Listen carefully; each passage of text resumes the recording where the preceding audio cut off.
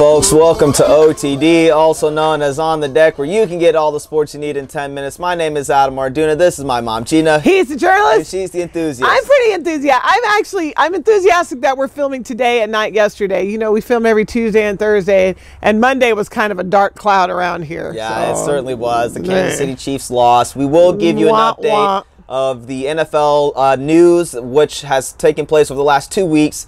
We'll talk about some of the coaching vacancies that have been filled, and then give you an update of the divisional rounds that actually took place. And so let's talk about those coaching changes first, because I think those are things that we need to hit right away and let people know what happened. All right. The Rams actually filled their coaching position with the former Washington with a seventh grader. Head coach or offensive coordinator, a young guy. He's just barely 30 years old, and now he is going to be the youngest NFL coach. And his name, Sean McVay. Sean McVay, who was the OC, yes. And he is now going to lead the LA Rams, maybe to victory. We'll see what happens. But they are now, I think they're slated as the youngest NFL overall team. They have one player over the age of 31 on that team. That's a true youthful movement there. And so we'll see what happens there. Good luck to them. And hopefully they have success. Also, we want to talk about the Denver Broncos, sticking with the AFC side of things here, the AFC West.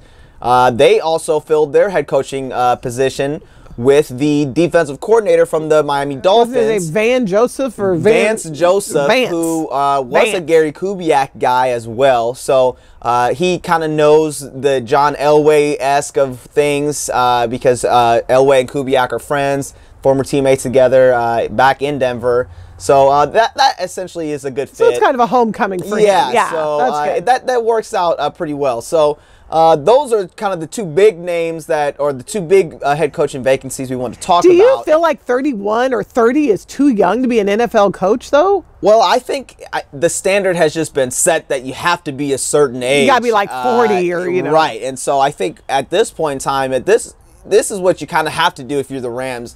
I think 30 seems to be a little young, but you know, at this point in time, you can't really go any worse than where you've been, and so you might as well switch it up and go with something completely new. And I don't really have a problem with it. I think it's a good idea, and LA is about what's young and fresh and new, and you got to get people in the stands. And this is a guy that was really successful with Kirk Cousins, and I think it'll work out, so we'll see. Well, speaking of L.A., some other changes. We know this year they took the Rams from St. Louis. They brought them back home to L.A., now the L.A. Rams.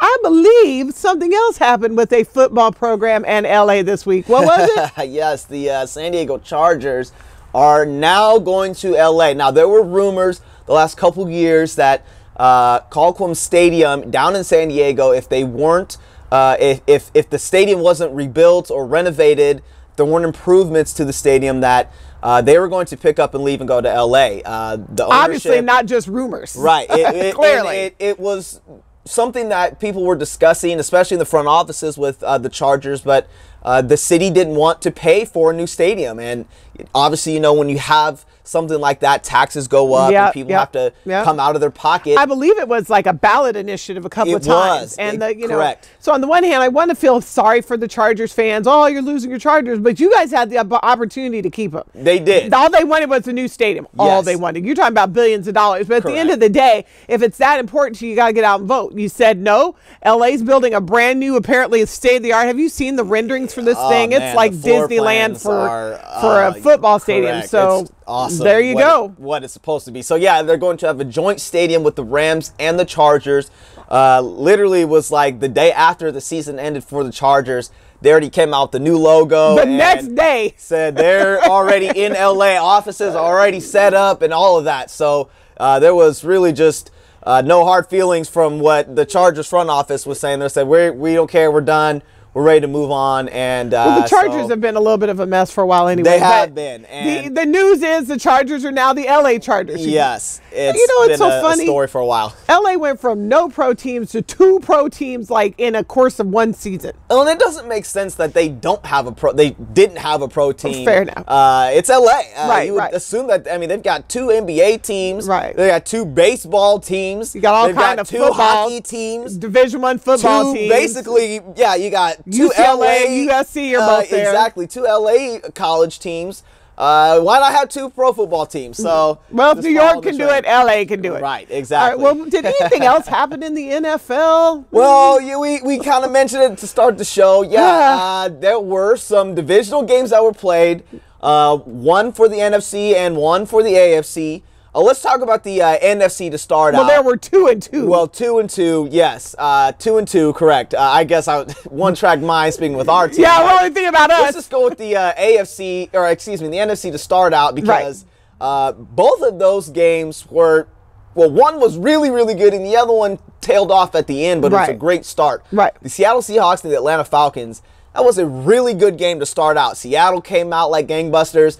Then Atlanta, it literally, the whole first quarter was taken up by Seattle. Right. Then Atlanta came back and drove down the field and scored. And then literally after halftime, the game was basically over because Atlanta just dominated the entire game after that. It was like the Seahawks just didn't want to play. Yeah. Let's see, something brand new for the show. I was wrong. I picked the Seahawks. You picked the Falcons. You were right. I was wrong. Yes. Moving on. Yeah. So the Packers and the Cowboys, which was an amazing game, came down to a last-second field goal. All the drama that you could ever want when that game happened.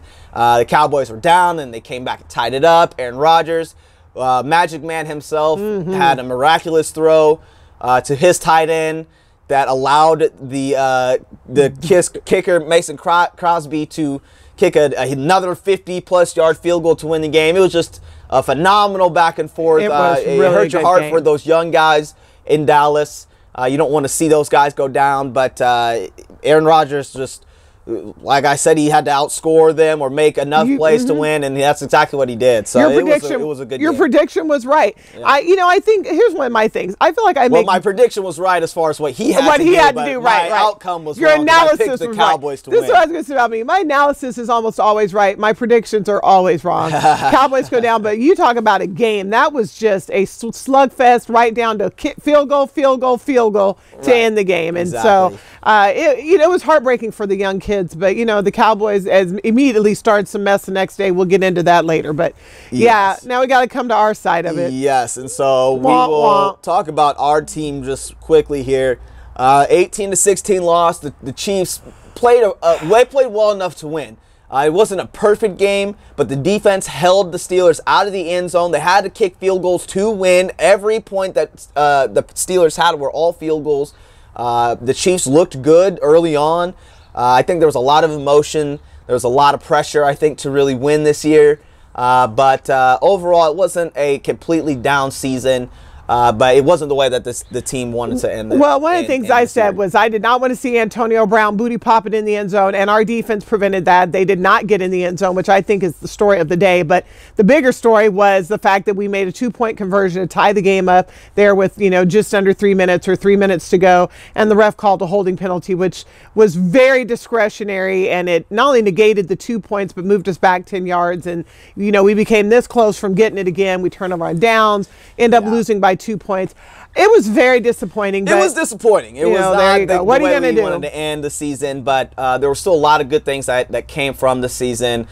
Some stars really emerged for the Chiefs this year, and they will be back. They got to lick their wounds and be sad for a couple days, but they got to go back to work. They got to regroup, and they got to figure out how badly they want it. And I think they do. They'll be back. And so we'll talk about the last game here. The one game I got right for the whole everybody weekend. for the most part picked, and that was the Patriots versus the Texans. Again, the Texans gave everything they had, but it just wasn't enough ultimately to beat the Patriots. And so therefore, not in Foxborough, it was just one of those games where, hey, Tom Brady is Tom Brady, and good luck winning up there in Foxborough. So the Final Four divisional setup is going to be, who's it going to be? It's going to be the Packers playing the Falcons. Yes, the Packers and the Falcons. And then the Steelers going over to Foxborough taking on the Patriots. Yes. You know what? We're not going to make those calls till later in the week, but I have some thoughts about that. But there's your Final Four. But it's set. Those are some good matchups. Really good quarterbacks. Matt Ryan, Aaron Rodgers, Tom Brady, Ben Roethlisberger. Should be some good matchups. It is 4 good quarterbacks, I'll give you that. It will be good. So we'll see what happens. We'll give you our predictions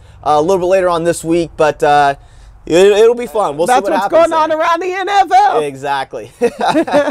Well, we just want to say we appreciate your time. Please continue to follow us on all of our social media, Facebook, Twitter, YouTube. We just want to say thank you. We just eclipsed our 100th episode last week, and so we're going to continue to bring you more shows, and we just want to say we appreciate your time, and thanks for watching, folks. I need to. Lose control.